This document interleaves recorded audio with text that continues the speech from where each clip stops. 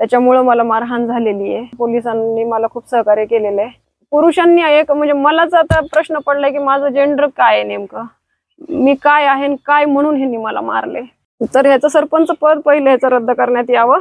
मंदिरावरच्या भोंग्यांची आणि गिरण्यांची तक्रारी ज्या पहिल्या दिलेल्या होत्या वेगवेगळ्या अधिकाऱ्यांच्या समोर, त्याच्यामुळे मला मारहाण झालेली आहे आणि याच्यामध्ये पोलिसांनी मला सहकार्य केलेले आहे। आज जर मी तुम्हाला प्रत्यक्षात तुमच्या समोर आहे, जिवंत आहे, याला कारणीभूत पोलीसच आहेत। पोलिसांनी मला खूप सहकार्य केलेले आहे आणि माझी मागणी अशी आहे की ह्या लोकांवरती मकोका लावण्यात यावा, यांना जामीन देण्यात येऊ नये, यांच्यावर खून करण्याचा प्रयत्न जो केलाय माझा तोच गुन्हा। मारहाण केली कोण होते लोक? मला 10 लोक मिळून आलेले होते, त्यातल्या 9 जणांनी मला बेदम मारहाण केलेली आहे आणि एक जो होता त्यांनी हिला खलास करून टाका, हिला जिवंत सोडू नका असं बोलत होता, घाण शिव्या देत होता।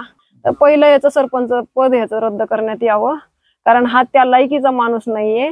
एक महिला, मी त्याच्या मुलीच्या वयाची आहे आणि कुणीही माझ्या घरचं तिथं नसताना सोडवण्यासाठी कुणी माणूस येणार नाही हे सगळं कन्फर्म करून त्यांना माझ्यावर हल्ला केलाय। एकही महिला सुद्धा तिथं कोणी नव्हती आणि पुरुषांनी एक म्हणजे मलाच आता प्रश्न पडलाय की माझं जेंडर काय आहे, नेमकं मी काय आहे आणि काय म्हणून ह्यांनी मला मारले।